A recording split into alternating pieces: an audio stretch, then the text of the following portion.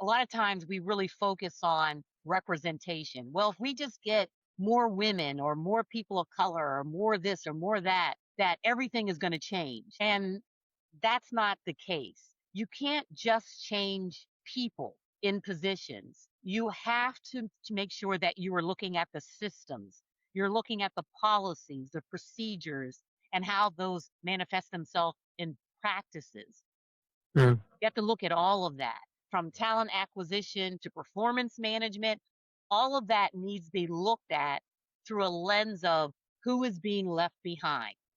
mm, And so let's just talk about leadership development programs that your company offers. They're management nominated. So the person has to be discussed with the management team and then mm, nominated to go through these leadership programs. And you're yep. shaking your heads because you know what I'm talking about. And so there are a couple of things.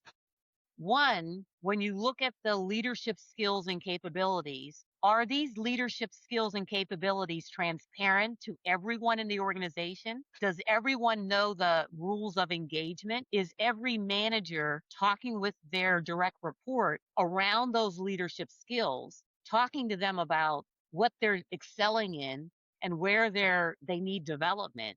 And then saying, okay, I'm going to partner with you to make sure that we're able to develop you in these areas, in these skills that you need help. Is that happening across the enterprise? So that's one thing.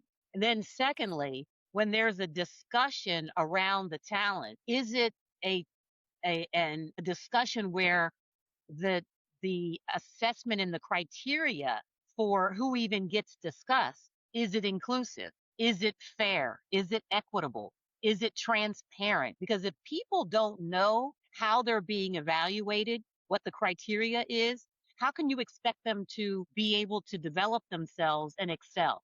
How can you expect them to have access to opportunities if they don't know what it is that they need to do in order to have that access? And once they're being elevated to decide, yes, these are the people that we want going to this leadership development program, then taking a look at it and saying, okay, does it represent how our organization looks? Because if your organization is comprised of, let's say it's, 50% men, 50% women, and then in the leadership ranks, who you're nominating to go to these leadership programs is 99% men, there's a little bit of bias in there. So you need to be looking at all of these different things to make sure that you're not leaving any one group behind, any one person behind in these efforts.